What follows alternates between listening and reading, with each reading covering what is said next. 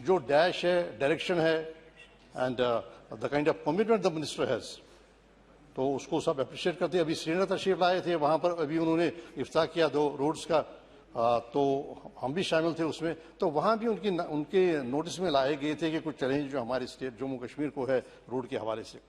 Sir, सबसे बड़ा problem है हमारा NH-44 का।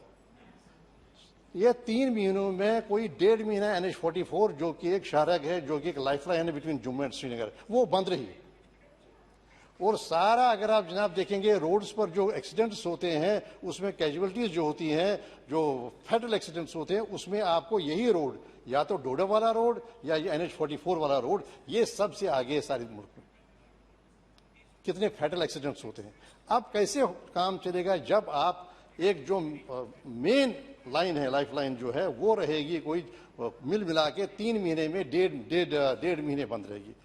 तो मैंने ये तजवीज़ दी मिनिस्टर साहब को ये की थी कि आप ये एलिवेटेड रोड बनाइए बिटवीन रामबन एंड बानियाल। जनरल साहब जानते हैं, तो वही सबसे बड़ा सेक्टर है जिस सेक्टर में ये नहीं कि हुआ नहीं कुछ, 2 चिनानी की टनल बन गई, चाहे काजीगुंड की टनल बन गई, बहुत कुछ हुआ आगे, लेकिन इस सेक्टर को आप एलिवेटेड बनाइए। एक तो आप डिस्टर्ब कर रहे हैं हिल्स को, हर आए दिन वो हिल्स सॉइल इरोजन हो रहा है, हिल की जा रही है। तो दूसरी बात यह कि उस तरफ सर 5 टनल्स की, क्योंकि आप जानते हैं, टोपोग्राफी जानते हैं आप, 5 टनल्स की जनाब जरूरत है इमीडिएटली, जिसकी तरफ मिनिस्टर साहब तवज्जो देंगे। एक जनाब है देसा कापरन, इससे क्या होगा, डोडा का जो आप जानते हैं कास्तीगढ़ का इलाका, वो सारा जुड़ जाएगा कश्मीर के साथ, वैली के साथ, और देसा कापरन उस पर पहले ही शुरुआत हो गई है। मुझे लगता है कि उस पर फोकस करने की जरूरत है। तो जनाब एक लहंद और एक ऐसा ही एक है जाजरन का टनल।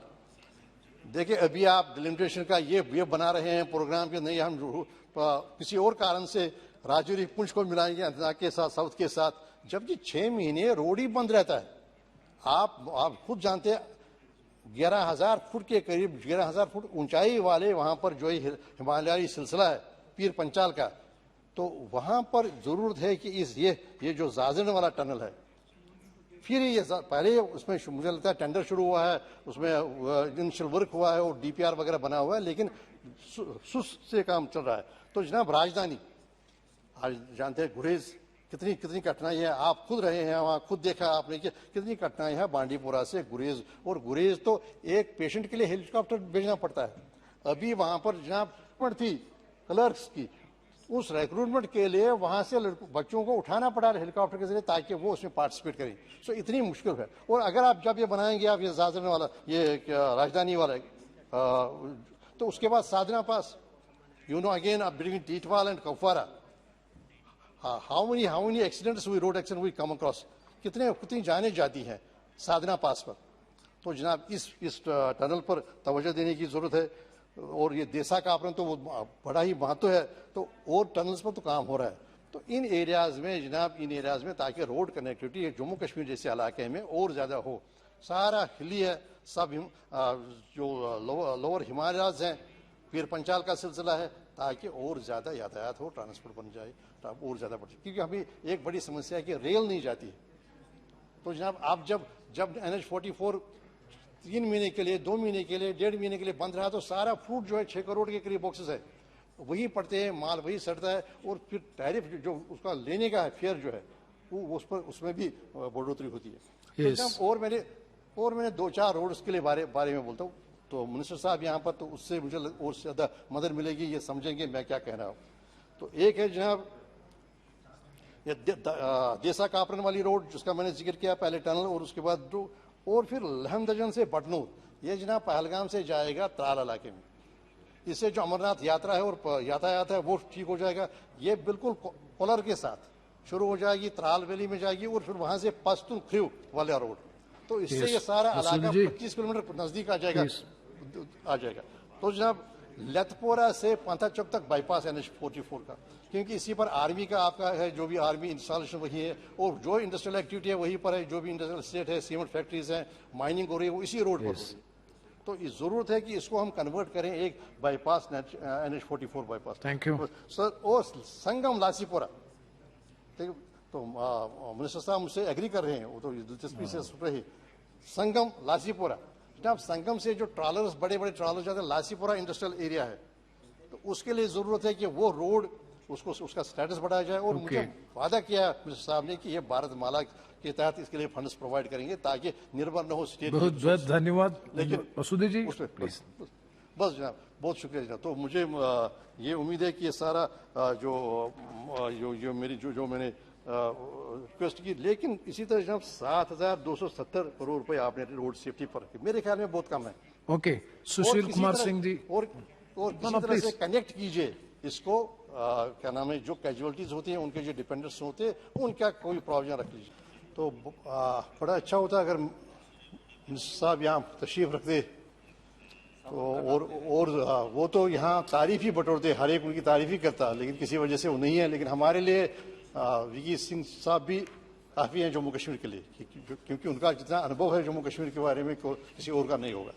तो जनाब इस साल जो प्रोविजन रखा गया है तकरीबन 2 लाख करोड़ रुपए का, वो तो बहुत ही इम्पोर्टेंट है।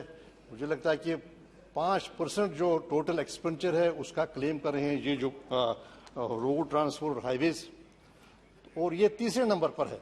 मुझे लगता है कि डिफेंस और जो कंज्यूमर अफेयर्स के बाद ये तीसरे नंबर पर है जिस पर इतना एक्सपेंडिचर हो रहा है।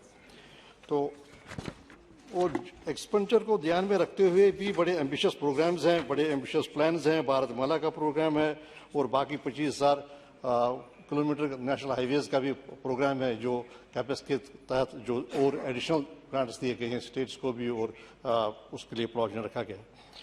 तो जनाब कुछ विषय हैं, कुछ सेक्टर्स हैं जो चिंता का सबब है। एक तो ये कि क्वालिटी उतनी अच्छी नहीं है, जैसे पहले भी जिक्र किया गया, रोड क्वालिटी उतनी अच्छी नहीं जितनी ये बाकी में, और कहा गया कि 44वें नंबर पर रोड क्वालिटी में है, जबकि जर्मनी पहले नंबर पर है। तो उस तरफ ध्यान देने की तवज्जो है कि क्यों ये जो मेंटेनेंस का कॉस्ट है वो क्यों बढ़ता जा रहा है। दूसरी बात जनाब है जो जेस्टेशन पीरियड है। आमतौर पर जहां भी रोड बनाने का काम शुरू किया जाता है तो जो उसके टारगेट्स होते हैं, बेंचमार्क्स होते हैं, उनको एडर नहीं किया जा सकता है, क्योंकि पहले देरी होती है वो साइट क्लियरेंस में। वो भी एक बड़ा विषय है, वो भी बड़ा एक प्रॉब्लम है। मुझे मेरे मुशाहिदे में ये आया है कि कहीं पर रोड अगर सैंक्शन भी हो तो लोग नहीं आते हैं कि वो रोड बनाने के लिए, क्योंकि डिपार्टमेंटली कुछ परेशानियां हैं जिनमें ठेकेदार वगैरह वो आगे आते नहीं है रोड बनाने के। अभी हमारे मेरे कॉन्स्टिट्यूंसी में भी अनंतनाग से छत्ताबल का रोड हुआ, तो हमें तकरीबन 1 साल इंतजार करना पड़ा कि कोई आए और वो रोड, इस रोड का वो कंस्ट्रक्शन करे। तो वो उस तरफ तवज्जो देनी चाहिए ताकि जो जेस्टेशन जो बनाने का जो पीरियड है, जो पीरियड जनाब। उस तीसरी बात यह है कि स्टेट का जहां तक है, क्योंकि इसमें स्टेट का भी रखा गया है कि स्टेट सेक्टर में कितना और सेंट्रल सेक्टर में कितना होगा। स्टेट रोड्स के लिए भी प्रोविजन रखा गया है और सेंट्रल में भी, लेकिन CRF जो है वो रिलीज नहीं होता है, उसमें बड़ी देरी लगती है, जिस वजह से वो वहीं का वहीं रहता है, जो भी प्लान होता है, जो भी वहां का रोड बनाने का प्रोग्राम होता है। तो जनाब ये मोटे मोटे पर है जो चुनौतियां हैं, लेकिन बाय एंड लार्ज